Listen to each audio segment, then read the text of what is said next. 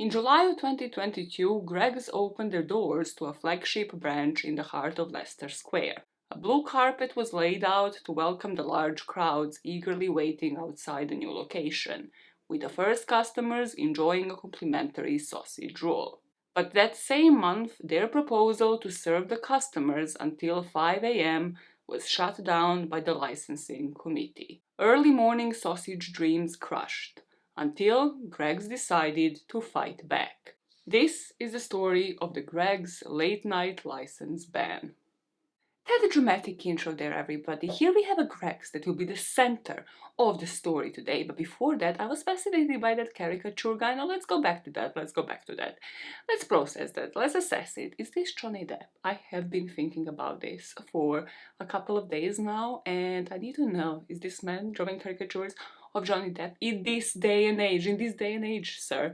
We move on with our walk now towards Gregorian, Gregular, Gregorovich, Gregable. Why do people color themselves yellow? Do they get paid fairly for that? Because I don't think that they do. We swerve to the left here. Yep.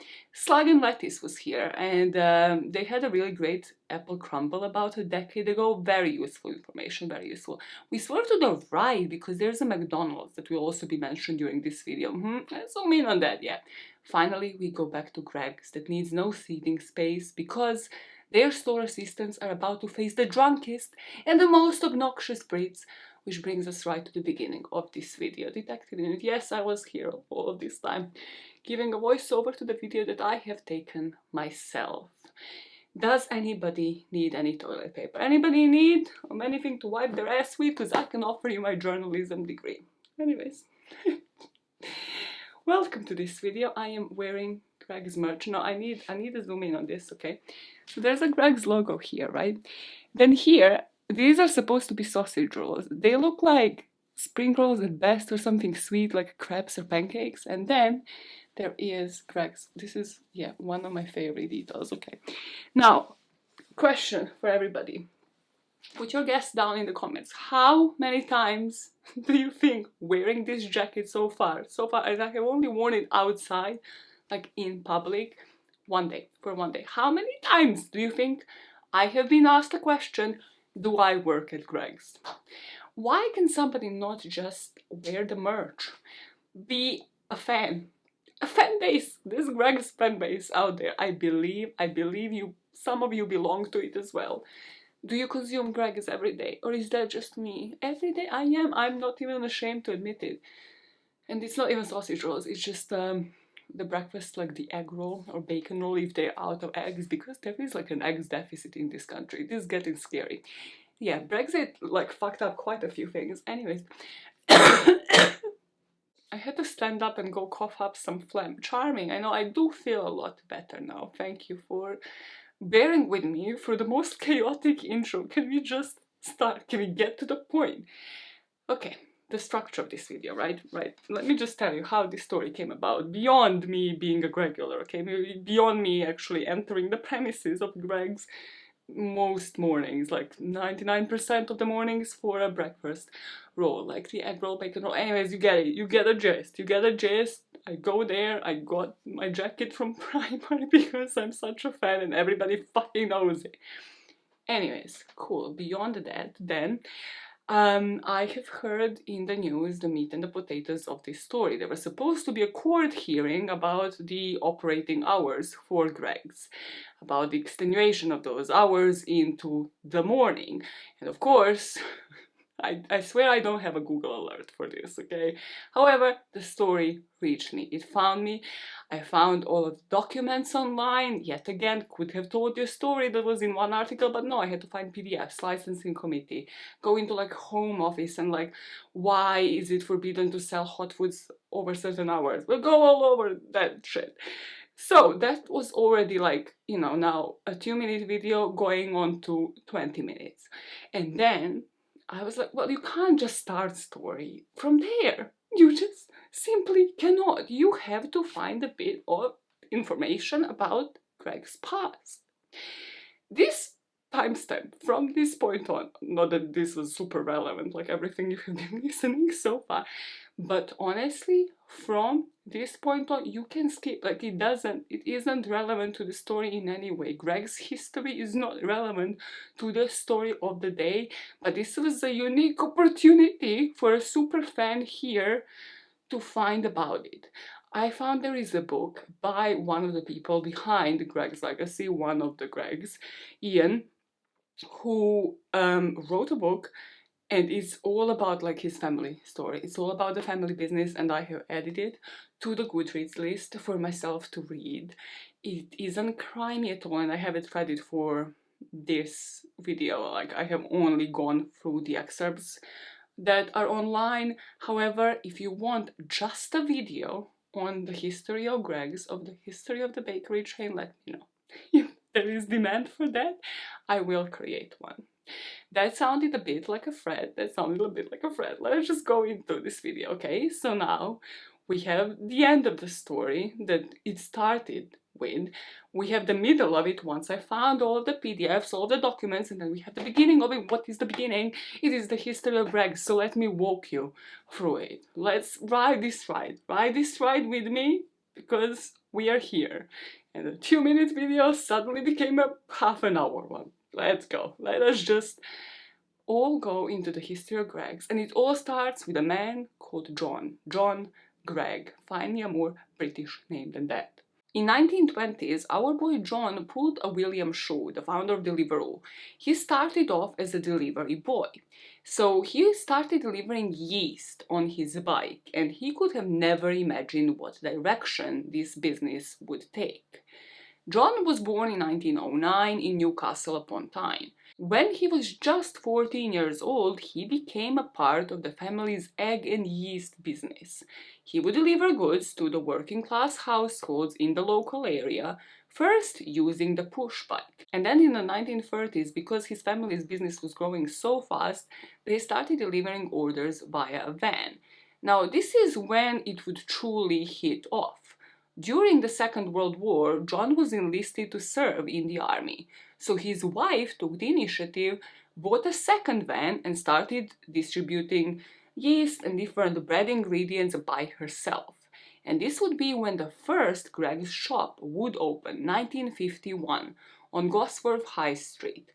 Within a couple of years, so by 1953, the business had expanded to include one shop and 6 vans, all offering different bakery products. John unfortunately died from lung cancer in 1964, and this is when Ian takes over, so his son starts running the family business. Following his father's passing, Ian Gregg, along with his help from his mom, Elsie, his brother Colin, and sister Gay, joined the business, transforming it into the chain that it is today. And yes, that is Gay Gregg, everybody. Truly iconic. In the not so iconic news, we're not going to speak about Colin Gregg because a man named Colin Gregg had been convicted for child abuse, and then his sentence, from what I have read recently, has been cut short. Has anybody else watched Coronation purely through the videos online, just like the short clips of like people making parodies of it? Because truly, I will never, there is not a single part of me that will ever be that British, where you will catch me spending my bank holiday watching any event related to the monarchy. Like, there is just absolutely no way that will be my bank holiday. See this bed behind me? Even if I'm just collapsing this bed, literally not getting the fuck up, but to go to the toilet, that is it. That is it. That is simply a better way. Already a better way. Anyways, they were doing this vox pop in front of like Buckingham Palace, right? And they were interviewing people about the coronation, and this woman just goes on to say like, well, every family has that one bad apple, referring to Prince Andrew attending the coronation. And I don't know why.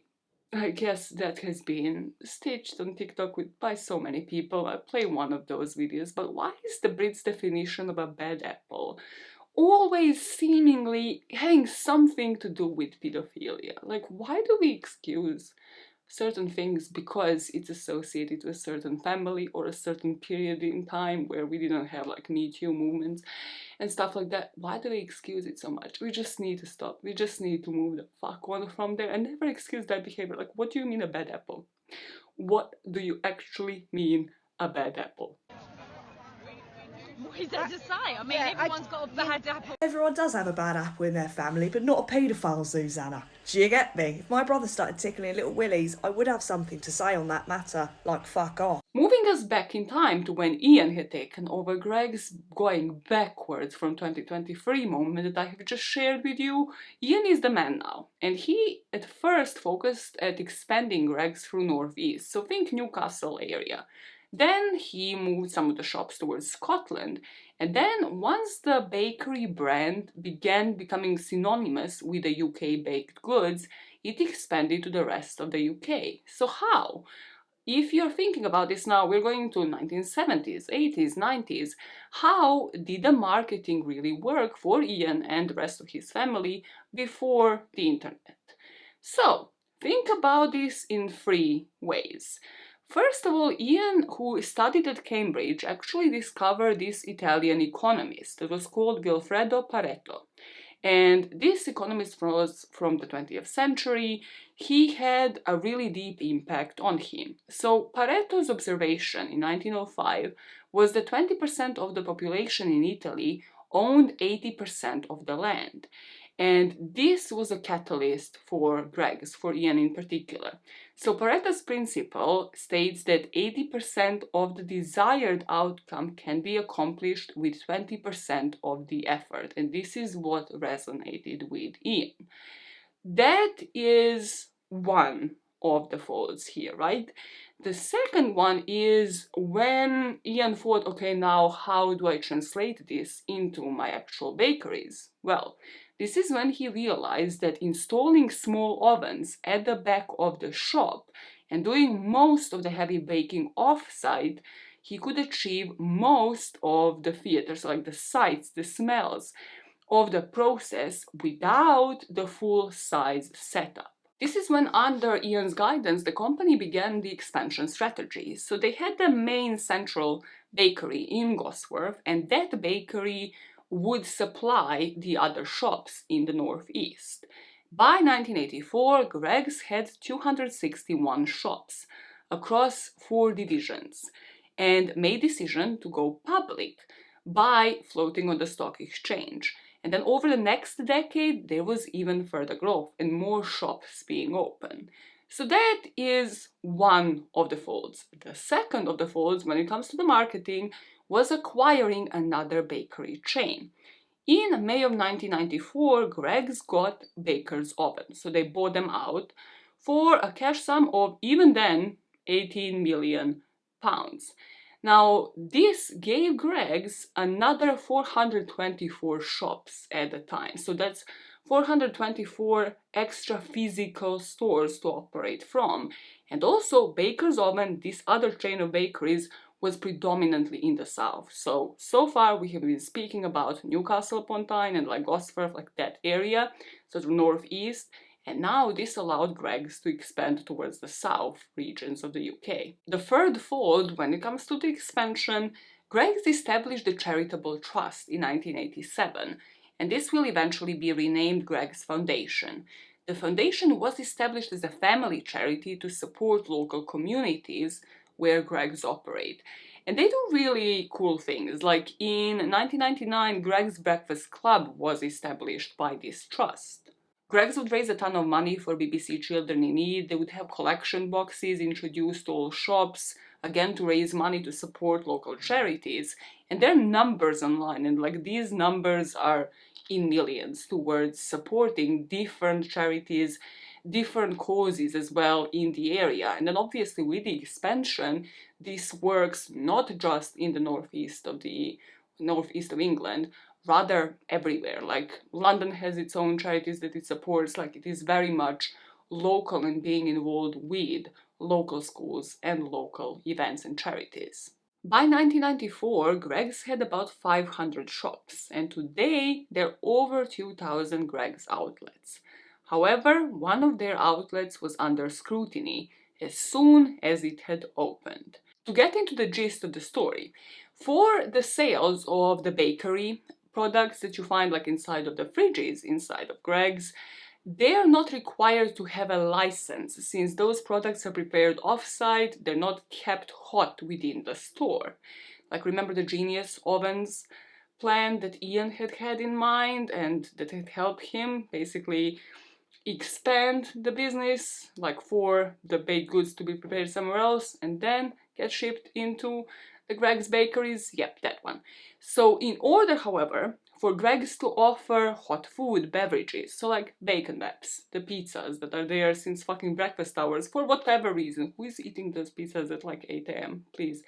Why? Why is that tray always semi-empty? It's scary. Brits is scary. Chicken cajouns, hot baguettes, potato wedges, tea, coffee, like between the hours of 11 p.m. and 5 a.m., if Greg's is to sell these items, they must seek specific authorization from their local authorities. So depending on where they're based, the council will have different committees, and they have to allow for Greg's to sell hot items between these hours, 11 p.m., 5 a.m. Do you want to know the exact local authority, the exact document that is needed to allow for this? It is named Home Office Guidance on the Licensing of Late Night Refreshment. Wonderful document, beautiful, beautifully written. Its name just also simply rolls off the tongue. Home Office Guidance on the Licensing of Late Night Refreshment. A bit exhausted saying it. Another thing that I will get a bit exhausted saying, I have been mentally prepping myself for this whole day, okay? Under Schedule 2 in this document, they provide a definition of hot food. Now, I would say personally, even if you were to ask like a 3-year-old child, oh, what is hot food? They would probably just say the food that is not cold. No, not the Home Office, what is the name? Guidance on the Licensing of Late Night Refreshment. No. Let us go into definition of hot food, everybody, for you to understand everything in life. Under Schedule 2, food or drink is considered to be hot if, before it is supplied, it has been heated on the premises or elsewhere for the purpose of enabling it to be consumed at a temperature above the ambient air temperature, and at the time of supply it is above that temperature, or after it is supplied may be heated on the premises for the purpose of enabling it to be consumed at a temperature above the ambient air temperature. What the actual fuck? Like, if you ever caught yourself overthinking like of how to write a copy of a sentence, or like oh my god, this sentence is too long. No, there has never been a longer sentence that I have seen in my life. And just remember, this line exists to describe that the food is hot. The next line in my script says, why is hot food such a hot topic here? Really patting myself on the shoulder with this one. Good job, good job. Why is hot food such a problem? Why can all of these shops not sell hot food between 11 p.m. and 5 a.m.? Why are we even here? Why am I telling you this story? Why did this go to court? Well, did it. In our Home Office gorgeous document, it gives you the reasons I provided to you, okay? It says that the provision of late night refreshment is regulated primarily because it's often linked to alcohol-fueled crime and disorder.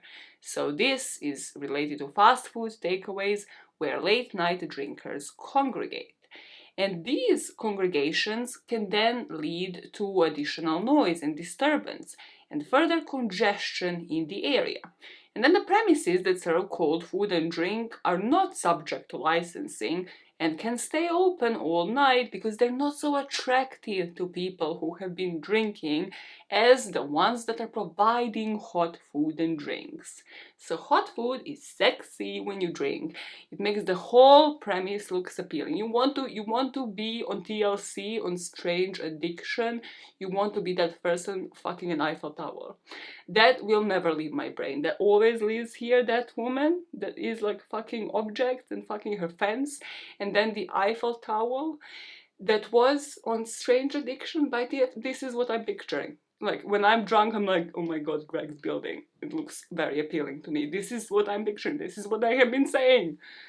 In no certain terms. I did not expect to find a fence like this here at all. He's perfect. I mean, this is the shape that I like so much. These angles, fabulous. Fences are such dangerous objects for me because they are so perfect in their geometry. I mean, I have to say there is a lot of physical stuff going on right now. I mean, and I think that happens between human relationships as well, but I'm definitely physically attracted to this fence. And I would like to get to know this fence better. The council considers that the addition of hot fast food and hot drinks adds to the attractiveness of premises to people who have been drinking and who are more likely to be involved in antisocial behavior. In no uncertain terms, they're telling me that I want to fuck a building when I'm drunk. This is it. This is it. I love the old logic of Brits, right? Like, keep the places that serve booze open, but the places that will help you with a hangover the next day, no, make sure that people are not eating. They cannot consume food anywhere near until they sober up tomorrow. And that makes all the fucking sense in the world.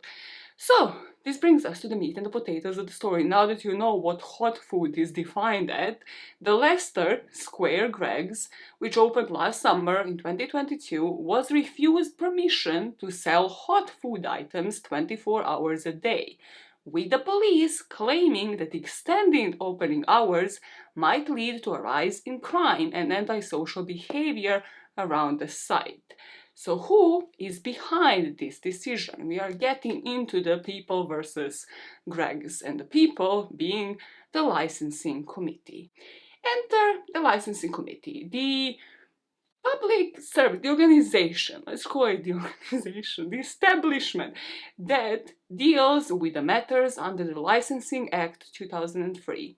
Licenses for the sale of alcohol, public entertainment, cinemas, theaters, late-night refreshment houses, and night cafes. They are here to stop you from having a good time. That is not their slogan. That is personal opinion. Each local authority needs to set up a licensing committee, and they have between 10 and 15 members usually.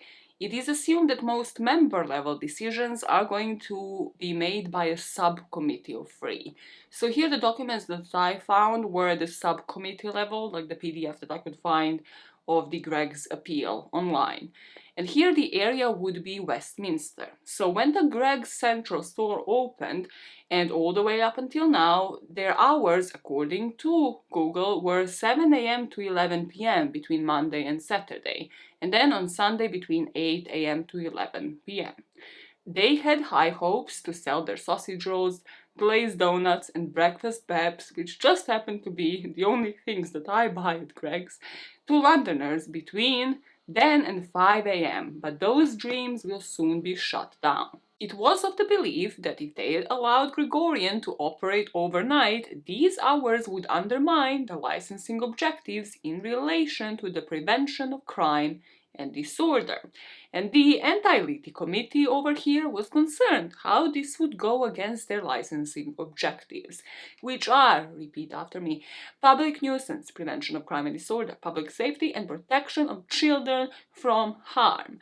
They have encouraged Greggs hours to remain in the Westminster core hours, like that they're covered under their policy. And remember that video from the beginning showing you how the Greggs does not have the seating area? Well, the police said that the fact that the outlet didn't have seating would add more problems with dispersing the crowds from around Leicester Square's gardens. One question. Leicester Square has square in its name. Have you been to Leicester Square? It is a square. There is space. There are buskers. There's that yellow lady colored in yellow that did nothing wrong. Why do people do that? Do they get any money? That is the mystery of the day. There is the caricature guy. There are people congregating there for different reasons at different times of the day because it's a square. It's a square. Don't name it a square. Don't make it a square. Don't let enough space for people to congregate at any time at 5 p.m. or at 5 a.m. if you don't want people to congregate there. Police and everybody, the bodies of the London. Please, finish the sentence. Of the London what? Shut up! Shut up! That right there would be definition of loitering, ladies and gents. And one thing licensing committee does not like: loiterers, dawdlers, idle little shits. They reviewed propositions made by Greggs to prevent this and have recognized the requirement of a minimum of 1 SIA licensed door supervisor, which Greggs had. If you remember the video, I think it is there from the beginning when I was just doing my little sneak peeks. They were there. even in the middle of the day. So of course they would have had somebody on shift even during the night hours. According to the committee, they do not think that this was sufficient to mitigate the cumulative impact of the premises opening 24 hours a day, especially during the hours of late night and early mornings. They were further concerned about the Greggs' ability to promote the licensing objectives by trading early in the morning, especially because there is a neighboring McDonald's just there that closes at 3 a.m. The takeaway after 11 p.m. still wouldn't be prevented, and fast food premises are recognized as being honeypots for people who have been drinking and then would just be loitering around, and then it would be like, how do we disperse them? Like, we need more people, we need police, they're just drunk and belligerent, and it is going to enhance crime. So some tough arguments to go against, but in Greggs we trust, okay? Now, what else did I show in the video from the beginning? What else did I mention here? Speaking of that McD, why? What does it serve? Mostly hot motherfucking food, doesn't it? It isn't a gelateria between 11 p.m. and 5 a.m. It doesn't just serve ice cream. So how are they getting away with it? That is what I wanted to know. So I have found the equivalent of the Greggs' document for the licensing committee. I have found the equivalent appeal document for McDonald's because I had the time. Don't question my life decisions. My mental health is okay. Is it today? Are you okay? Are you losing it? Maybe. It sells predominantly hot food, and also they have the seating area, right? So there's a lot of things that really went against them. So I went into the document to kind of do a comparison game and figure out what they did. Did they do anything better? And with these documents, it is very much copy-paste. Like, they have to focus on how they would protect themselves, like how many CCTV cameras they have. So it's pretty much like plans on plans on plans of like how everything looks like from the inside that are, yes, available to the public. The McDonald's ones were blurred. We are going to speak about the Greggs ones, okay? So McDonald's document really focused on CCTV footage covering the whole store and the area outside. And then those plans have been provided to show where cameras already are and where they're going to be located. Another thing that went in McDonald's favor was that they were already open until 3 a.m. So this was a smaller jump for the licensing community to work with, between 3 a.m.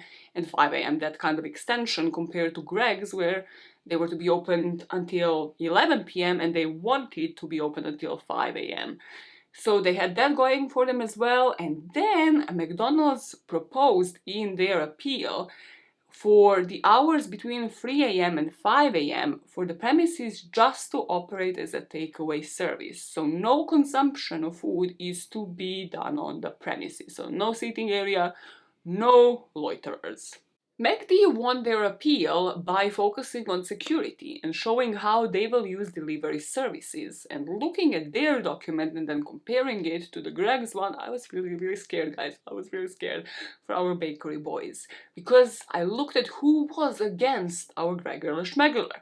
So the plans by Greggs to trade past 11 p.m. faced pushback from the Met Police, Environmental Health, 3 local Westminster councillors and 1 local resident, who argued that the move worsened the UK's obesity crisis. Now, we have known each other for quite some time now. Which one do you think I will discuss the most? Yeah. I've read all of them. I had the time yet again. Don't question my actions. Variation on the theme on most of them when it comes to the security, the plans, this becoming a place for alcoholics together. Like, every single one of these parties had very similar arguments. But of course, I had to track this male Karen down. They protected his name, so I don't mean like I know who you are, sir. However, I have some comments on the email that I have found in the PDF document that I will now read out, okay? His name is redacted, but he has sent the licensing authority a stern email, and they have to include all the supporting evidence in this document. The highlights from this email. Given the worsening obesity crisis in the United Kingdom, I believe that this tenant placement is not in the best interests of the health of our nation. It is our responsibility to encourage our people to make better decisions regarding their diet and lifestyle and educate the next generation to this end. Very powerful paragraph, I'm not gonna lie. Then he kind of goes into like a psychic mode, okay? Because he says, I also predict that this will encourage homeless people to settle in the vicinity of the address in order to beg throughout the night.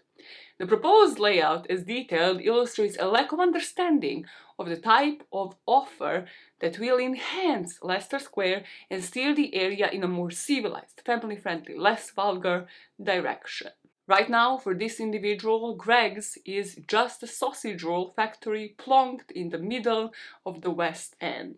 Like, I have a feeling this guy, if I were to really try, I could track him down. I have a feeling it has something to do with creative writing. He writes well, I'm not gonna lie. However, like the predictions, just leave predictions on the side. How can you predict? Based off of what? Maybe that is another clue. Maybe that is how we track this individual down. However, I have one question for him. And for anybody else pushing the obesity agenda when it comes to this argument of like an establishment staying open after midnight, right? What do you eat when you're drunk, when you're going from a night out, from a pub, from whatever? It's like, whatever time it is for you, 11 p.m., 5 a.m., what are you eating? And why is it cheesy fries? And how many grams of fat do cheesy fries have? Do you care about the amount of calories that you're eating? You know, on a scale of like sausage roll to cheesy fries, I have a feeling one of those has like less calories and less amount of fat. I don't know. I might be crazy, but this obesity logic in this type of argument just doesn't like fully explain everything. And also I love how it was one resident, it was one guy pushing the agenda. It was one email included from like an actual individual.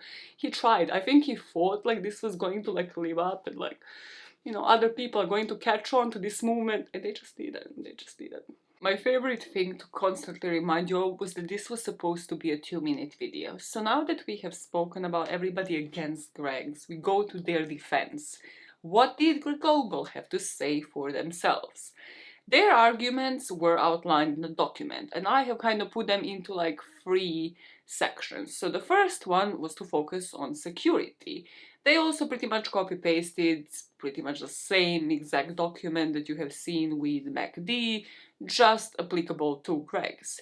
So they have offered to ensure CCTV and other security measures are in place to monitor the store if it was able to open late at night, saying that all of the entry and exit points are to be covered, all of the incident logs to be kept, and a minimum of 1 door staff member to be provided. And they also said that the site would have a uniformed security guard strapped with body cams to work through the night, and loitering because of this would not take place, as the store also doesn't have any seating areas.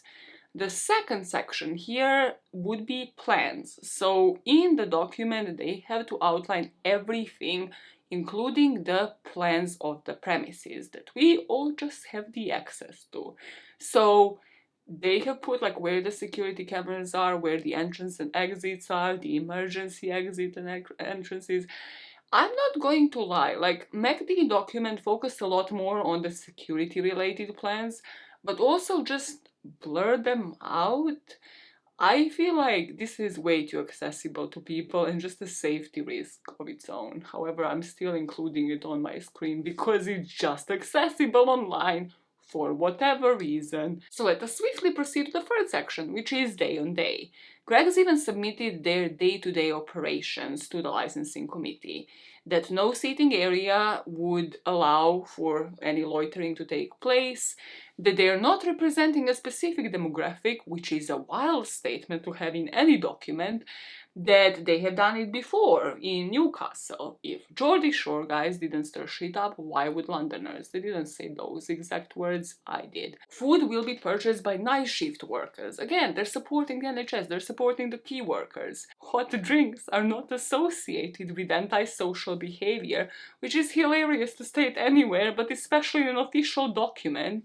And if anything, not offering the full range is what might cause anger by the customers. So as you can see, some arguments were weaker, like that last one, because I have a feeling it's kind of just like a cop-out, right? It's like, oh, if the full menu isn't available the whole evening, then maybe people will actually stir some shit because they can't get the sausage roll. It's like, come on guys, like, I don't think anybody's just I do know people who would. Like top of my head now, I'm like, no, actually I do know some individuals that when they're drunk make zero logical sense. They would stir shit up because they can't get the sausage roll. So actually maybe not the weakest argument, but I thought some of them were actually really strong. Like Greg suggested that its main customers in the early hours were likely to be shift workers and emergency staff, and then having deadlines on the purchase of certain products might only encourage loitering. So, for example, like people are gonna know that the store shuts early, so loitering is going to take place at those hours because of that. And we come to this wonderful day. Where is this case now? They went to war for us, is what I wrote in the script. Well, just a court hearing down the road, but the same thing. Greg's had to show whether they met exceptional circumstances that would justify deviating from this policy set by licensing authority. So according to the news articles, the bakery chain had engaged in discussions with the Westminster Council regarding this, and the court hearing was scheduled to take place from May the 16th to May the 18th, 2023, right now. I'm recording on May the 18th, okay? I was waiting for the court hearing to happen, so let me remind you what is at stake here. If successful at challenging the ban, Greg's could create an additional source of income that would significantly contribute to the bakery's ambitious expansion goals. And these expansion goals include a plan to open 150 new stores in the current year. Greg's also currently employs over 25,000 people, which is a piece of information I found out from another court document, because they had another court proceeding during COVID about insurance.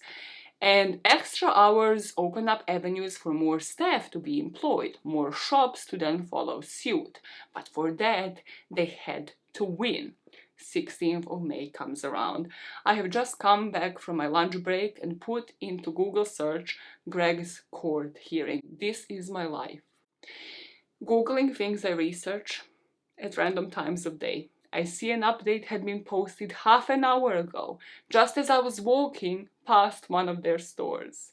The article reads, please be serious with me for a second. The article reads, the bakery chain has prevailed in the row about late-night trading at its Leicester Square outlet in London, reaching agreement with Westminster City Council that will allow it to sell hot food until 2 a.m. They cut a deal, and the hearing was cancelled. The hearing didn't happen. I didn't have to wait. The hearing just didn't happen, okay? This means, however, that they have fallen short because the initial plan was for them to be open until 5 a.m. So again, they cut a deal. Compromise had been made. I'm still coughing, yes. Compromise had been made. So, let me tell you about the deal. The agreement means that this Leicester Square Greg's can stay open until midnight on Sunday to Wednesday, and then until 2 a.m. between Thursday and Saturday. However, on the hot topic, the chief executive of Greg's, Roisin Curry, had said they can still sell all of their sandwiches, all of the sweet products late at night, but they have been working with the council on what they can sell later in the evening. It's very positive and they're working well together.